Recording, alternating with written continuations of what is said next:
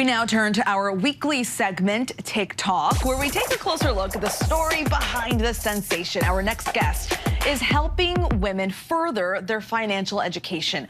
Tori Dunlap, known to her 2.2 million followers as her first 100K, has helped more than 3 million women negotiate salary, pay off debt, build savings, and invest. Tori, it is so nice to meet you. Thanks for joining us. Thank you for having me. I appreciate being back. Yeah, excited to hear about these helpful tips. Discussing finances, it isn't the most comfortable topic for most people, but you're making it fun. Talk to us about how you reached your first $100,000 in your bank account. I feel really nosy asking you that, but I know you're open about it. So tell us, what was that process like? One of the narratives we talk about all the time is that we feel like talking about money is taboo, and we're here to debunk that. So happy to talk about it. Yeah, so we've helped over, like the segment said, 3 million women negotiate salary and pay off debt and start saving. And that started with my own journey to save 100K at 25. So I'm 28 now, but back in the day, a couple of years ago, I was really diligent about automating my savings, setting up an automatic transfer from my checking account to my savings account. I really figured out what sort of values I had and where I wanted my money to reflect those values. I also negotiated my salary every time I got a new job.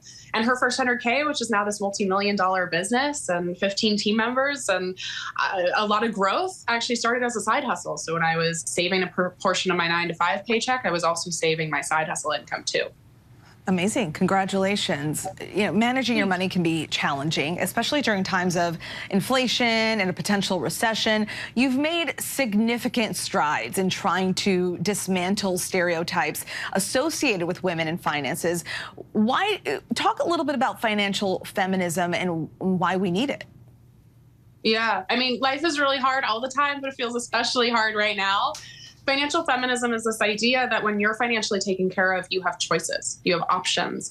And in a society and in a system that constantly bars marginalized groups from having those options and choices, having a financial foundation is our best form of protest. And so it's this idea of like putting your oxygen mask on first. If you are able to take care of yourself financially, if you're able to pay off debt and save money and progress towards your goals, then you can also start changing the world for everybody else. Let's talk a little bit about gender-based pay.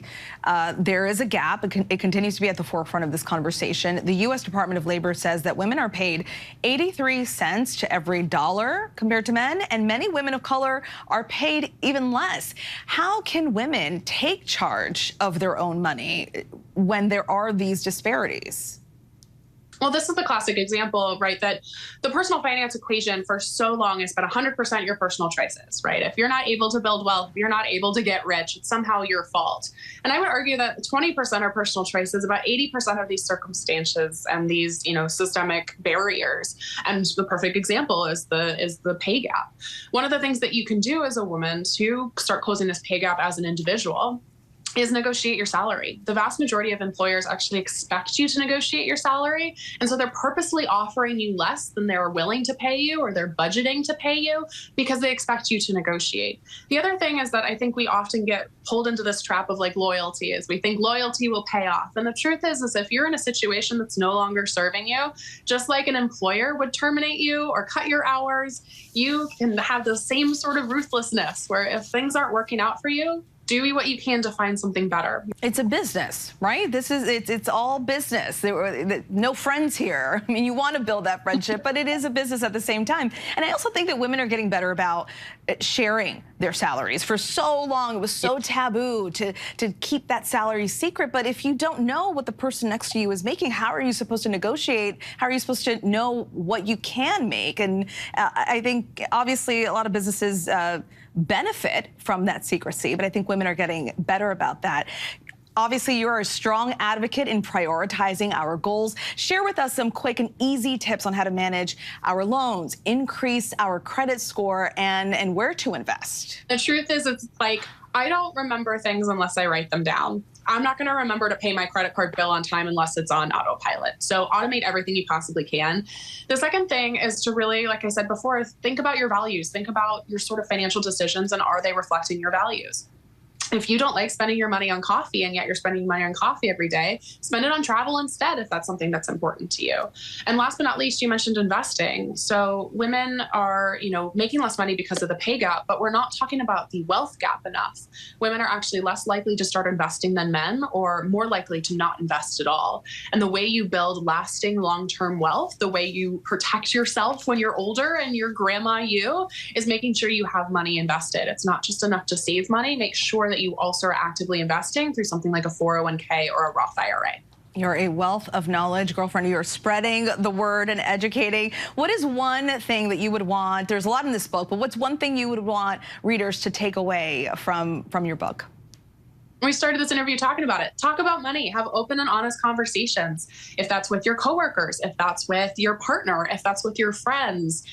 The more we get comfortable being uncomfortable, the more everything's going to change. So many good points. Tori, thank you so much for joining us. Really appreciate your time. For more on how to better your relationship with money, you can listen to her Financial Feminist podcast and also buy Financial Feminist now wherever books are sold. Hi, everyone. George Stephanopoulos here. Thanks for checking out the ABC News YouTube channel. If you'd like to get more videos, show highlights, and watch live event coverage, click on the right over here to subscribe to our channel. And don't forget to download the ABC News app for breaking news alerts. Thanks for watching.